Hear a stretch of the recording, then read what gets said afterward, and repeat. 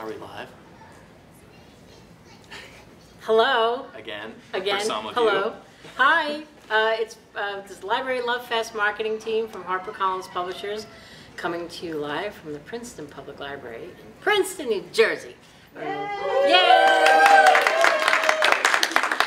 We're a room full of lovely librarians and maybe some patrons, I'm not sure. Yes, hello. Hi. And so we're talking about some upcoming books that we're really psyched about. So for introductions, I'm Virginia Stanley. I'm Chris Connolly. And Lainey Mace. And we're talking about some fun books. So thank you for joining us.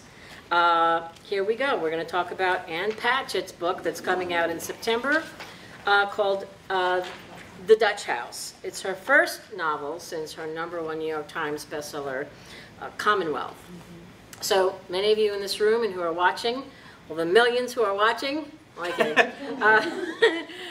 everybody knows Ann Patchett can wrap her hands around family stories and work magic with them like no other. And she's done it again with The Dutch House. This is a very powerful story about, at the core of this is about the bond of these two siblings who are in a very screwy, very dysfunctional family. So it's told over the course of 5 decades, and it is about their father who comes into wealth. He becomes this very prosperous realtor, gets into the real estate business and does well for himself, and he buys this house on the outskirts of Philadelphia, and it's called the Dutch House. And he's married and he has these 2 young children, and his wife is a devout Catholic, and she goes off to India to do charitable work and essentially abandons these 2 kids. And so, and they had had help in the home and things like that, but their mother has left this massive void. And fast forward about 10 years, he ends up marrying somebody else who is not maternal at all, but is very interested in his wealth. And they have children, and so, but these kids have this, they have this void in their life, and then when their father dies, the stepmother is out. And so this is their story. This is about how that whole thing began. And I haven't told you, I've scratched the surface because I've not told you anything that is going to ruin the reading experience for you. It's really beautiful, and it's just the relationship that these 2 grown children have with each other and how they cling to each other. They're different in a lot of ways, and they sort of react very differently. Their personal choices, their career choices, and how when something comes back into their lives, it makes them question everything: memory and inheritance and what's due them and what is family. And so she writes it brilliantly. She's just so she's genius, really. And boy, does she deliver with this book. It was such a buzzed about book when they told us that we were publishing this book, and everybody just dove right in. And it's really quite powerful. So, and she will be at the American Library Association if anybody is coming, and she will be signing at the HarperCollins booth. So everything is up on librarylovefest.com, and you can see our whole schedule, and she will be there, and you can get a galley signed of the Dutch House. That's coming in September from Ann Patchett. Did we have a question? No, Just excitement. That was general excitement. No, Commonwealth was another family thing. She's great. I mean, I didn't know she had a book coming out already yet. Yeah. Sorry. She's made, no, please. Are you kidding? We're happy to hear the excitement about the book. And you're right.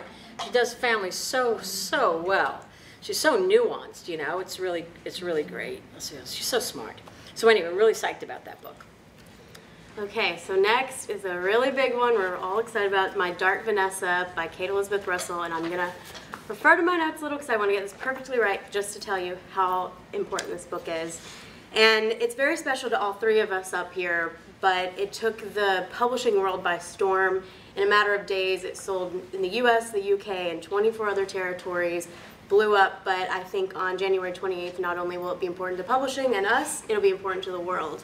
It's a very important story. So, it's a little bit of a darker topic, so let me get straight to the story. So, it's the story of a 15-year-old girl, Vanessa Y., and a relationship that she has with her 42-year-old English teacher. And that happens in the year 2000. And the book goes between 2000 and 2017 and all of the years between, where she believed that they had a really important relationship, and they still keep up. They still, to this day, in 2017. But in 2017, she finds out that another student of his has accused him of sexual abuse. And she has to come to terms with what that relationship meant, and maybe, you know, in a different light of day, things looked a little differently. Something that meant so much to her, because it was a grown-up relationship to her, is now very different when put into different terms by other people. So she has to decide if that's really what happened, or, you know, what people think happened and what's her true story. So it forces you to be very uncomfortable when you read, because it's not a light subject, but there's a reason for it, and you want to sit in this uncomfortableness, because you have to realize with her all of these things. I feel like I was having breakthroughs with her and coming to terms with things. You question what consent is, psychological grooming, all of these things, because this character says yes more than she says no. And so because she took part of this, she has to see what she thinks. And I think it's just a paradigm-shifting book. You know, you have those characters that everyone knows of, everyone has a relationship with, and I think the world will too. They're going to remember her. In the Behind the Book essay, Kate Elizabeth Russell, she started this when she was 14, so she's worked on this book for a long time, much before. It's very timely, but it happened, she wrote this book a long time before that. But she saw these pop stars like Britney Spears and all these people she grew up with kind of they were frivolous to people, you know, they were sexualized for men, and they just kind of put them in this one box. And she was like, you know, this is not a static piece of mind. This is something you realize, or if relationships mean something to you, and she wanted to explore that. And I couldn't stop reading it. You won't be able to either. There's a great quote from Stephen King: a hard story to read and a harder one to put down, a well-constructed package of dynamite. There's a lot of comparison to the emotional intensity of The Lovely Bones and Room, and I think those are perfect for this. I can't stress how important it is. I think we all love it up here, so if anyone wants to say anything. I echo everything that you just said, and boy, you did a great job there, because it's not an easy book to talk about. Chris and I went to the Connecticut Library Association a few weeks ago, and it was the first time I'd spoken about the book, and it's, you know, it's not an easy book to talk about, but it's an important book to talk about. And what Lainey said is true. I mean, so many of us read this and came in the next day like, you don't even know where to begin with this. It's so handled so carefully and respectfully, but authentically. And I would urge you all, do not walk away from this because the subject makes you feel uncomfortable. Walk to it and open it up and look at it and let us know what you think. She is really, really, really wonderful writer. So I can't say anything more than what you did. That was great. Yeah. Maybe it's a different perspective for me. Not necessarily as like a male person reading this book, but I think it has universal importance for every single reader. And I think it's all first-person narrative, and the way she uses language in certain subtle ways and maybe not so subtle, and how she frames this relationship and what's happening in the actions and the words and the manipulation and the You grooming. feel manipulated at the end. Yeah, that's it. Yes. It draws you in, and you feel manipulated. You feel at times complicit. It's just such a powerful book. It's a completely unique reading experience, and it's important. Yeah. Like we've said. So. Yeah. Okay. Yes. All right. On to something a little bit lighter. Nothing to See Here by Kevin Wilson. Lighter. Wait, should I say lighter? I don't know if anybody went to Book Expo, but Kevin Wilson was one of the speakers at the luncheon there. And he blew us away. None of us had, well, I hadn't met him. Had you guys met him? I hadn't, no. Okay. Oh my God. He was so great. And I had read this book when it was first submitted in manuscript, and I couldn't wait to meet him. And he was we just looked at each other and we're like, oh, I love him. He's just wonderful. He has written, several books. He's written The Family Fang and Perfect Little World, and he did a story collection called Tunneling to the Center of the Earth. This book, Nothing to See Here, is our lead read title for the fall. So once a season, we pick one title that we think has something extra, something that will have a wide readership, something that there's a whole bunch of us who wade through all these manuscripts and we just try and find the one that we think like, this is different. This is great. Let's like give it a leg up. And so this is the one. And I love, love, love, love, love this book. So it's about these two women who meet when they go to this boarding school. It's this elite boarding school, and one of the girls is, she's elitist. She's got money and she gets in. The other kid gets in because she's smart and she's got athletic prowess, and so she gets in. But she's from one side of the tracks and the other one's from the other side of the tracks. Anyway, they become friends. And it doesn't make any sense. They shouldn't be friends. They have nothing in common. But it doesn't matter because everybody, you know, they sort of live their own little life and have their fun. But something happens. A scandal erupts, and the kid who's from the other side of the tracks takes the hit, takes the fall, and she leaves the school. Doesn't matter. She leaves the school. She goes back to her life, which is not so great. Fast forward, the girl who had stayed in the school marries this guy who's climbing up the political ladder. And when his children, he had been married before, and something happens, and the kids come back into his life, and he can't handle these kids. There's something up with these kids. And now he's becoming very public facing because he's climbing up this political ladder. And so his wife, one of these two girls, calls her old friend and says, let's patch it up. Let's let bygones be bygones. And she says, okay. And then she says, would you want to be a nanny for my stepkids? And she's like, I don't know.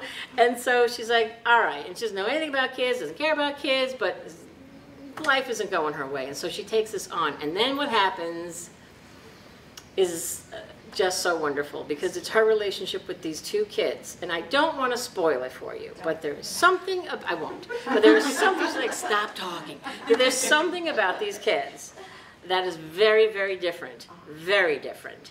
And the author himself was quite fascinated by this subject as when he was much younger, and so wrote about it a lot and incorporated it into this story.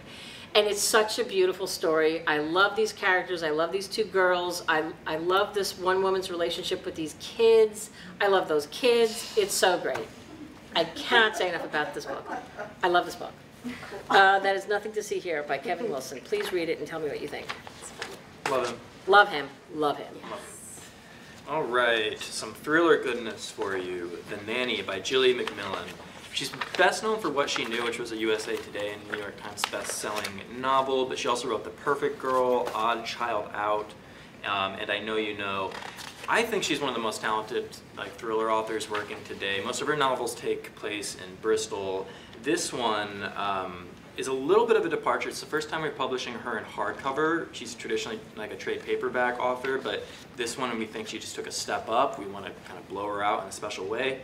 So The Nanny is the book we're doing that with. And essentially it follows Jocelyn, who is this woman who, when she was 7 years old, 1988, she had this very beloved nanny who was like her life. And this nanny seemingly up and left without explanation. No answers for Jocelyn. It was just like this sudden void in her life. And she has a really she has a fractured relationship with her mother, so this kind of really heightened those tensions. She leaves home eventually, and then 30 years later she has a child of her own. She wants her to know her grandmother, so she returns home to this estate, and it's a very kind of faded, aristocratic home, perfect place for like a mystery thriller, and wants to, again, rekindle a relationship with her mother and her child's grandmother. But she also wants answers, and everything is brought to the limelight when someone knocks on the door claiming to be this long-lost nanny. And that, questions erupt. And then that's even more heightened by the fact that there's a body found in this little pond on this estate. So there's so many mysteries involved. Jilly, again, is so talented with twists, but she's also really a great voicey writer. She tells stories from different perspectives, and all the different characters are just so fleshed out. There's like psychological profile, the language, how they view things. It's just brilliant. She's a brilliant author. I think you have a great quote there, like a dark, twisty Downton Abbey. I have a quote from Liv Constantine, who wrote The Last Mrs. Parrish and The Last Time I Saw You. Jilly is a master of creating tension so exquisitely unbearable I had to force myself not to skip ahead. Brilliant, gripping, and terrifying. It's coming in September, so highly recommend you check out our backlist and definitely give this book a read as well. That's an A. Okay, so next is a new one from Joyce Carol Oates, Night, Sleep, Death, the Stars. I just love that title, it draws you in. Quick note, this is moving to June 2020, so the date on your sheet is a little off, but I just heard the news, hot off the press. So, Joyce Carol Oates, you know her for her books We Were the Mulvaneys, Blonde, her New York Times bestseller, The Falls, and she's won a National Book Award, she's nominated for Pulitzer Prize. I could go on, but we all love Joyce Carol Oates. So this book goes back to her signature, intimate, insightful characterizations, much like We Were the Mulvaneys. This is the vein we're moving back to, which she does really well. She talks a lot about the roots in the family unit and how that looks in the larger societal view, and sometimes it's darker societal views. And in this book, we see a powerful patriarch who dies tragically it's actually a race-related police incident. And then he has 5 adult children and a widow. And so this story tells what happens after his death and how they all come to terms with it. So one of the children, you know, has depression, and one seeks more revenge, and one's going to go more the substance abuse route. Like it's darker. They're all going through this. They're trying to come to terms with their father dying. But most importantly, I think, I mean, maybe they're all important, but the biggest one is his widow, Jessalyn.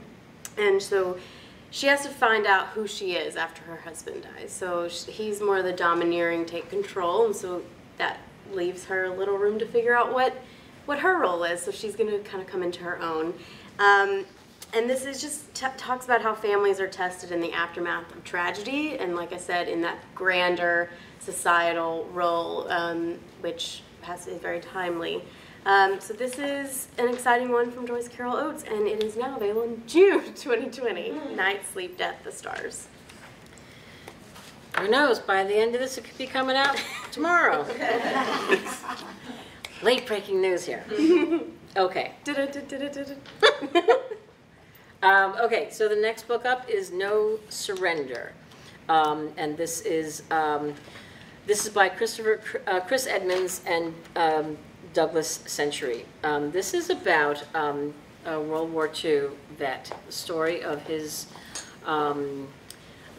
actions that took place while he was held as a prisoner of war. It's also sort of a detective story because, you know, a lot of these men came back and they didn't want to talk about, you know, what they had seen and what had gone on and what had transpired.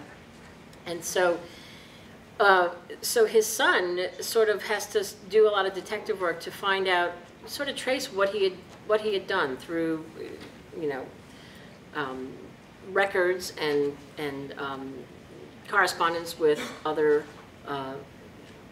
vets and children of vets, to find out more about the footsteps and what had taken place there. So at the heart of it, Roddy Edmonds is captured in the Battle of the Bulge, and he was the highest-ranking American soldier at this prisoner of war camp in Germany.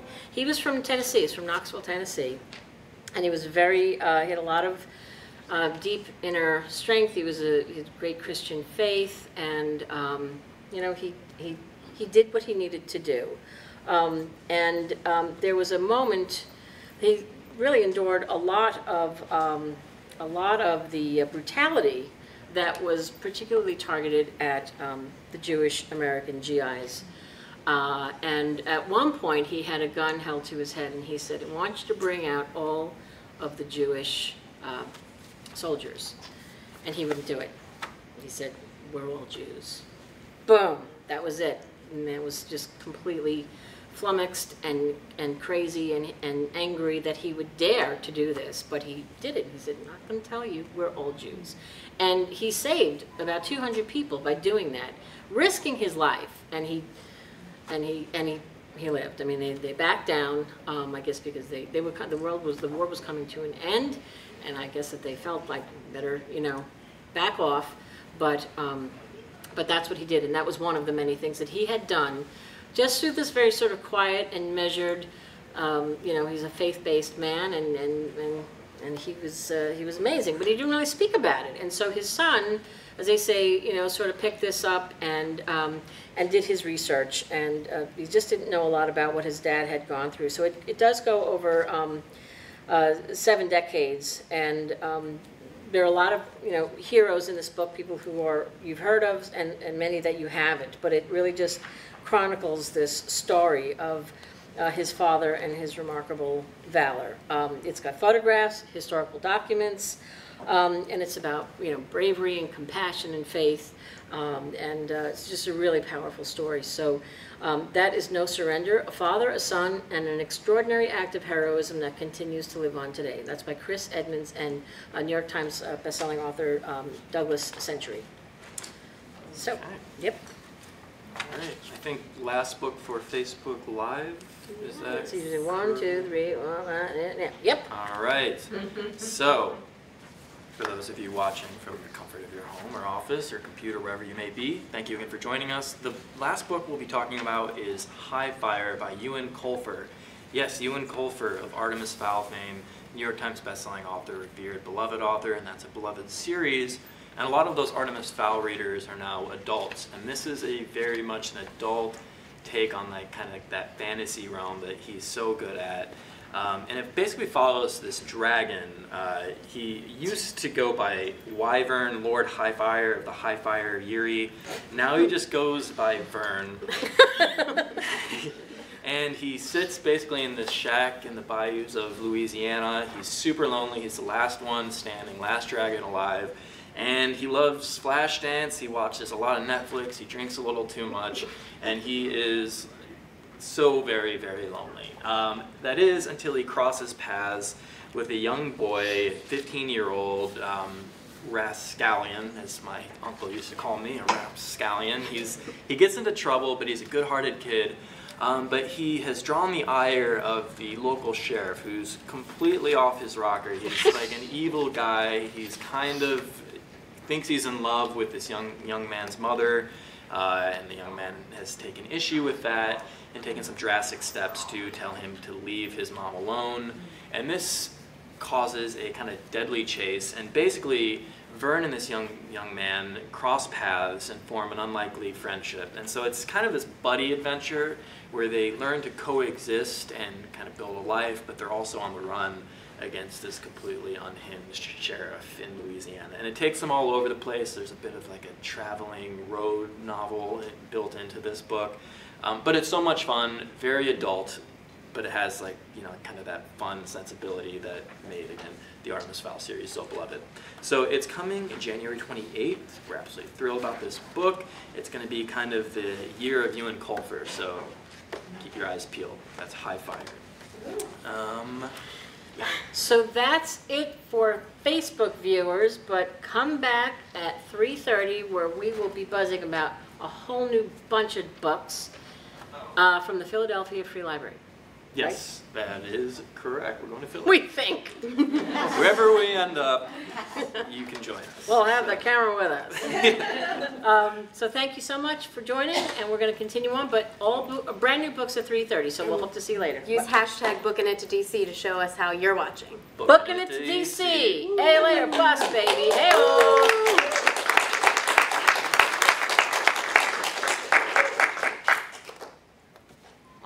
Mickey? Are we off?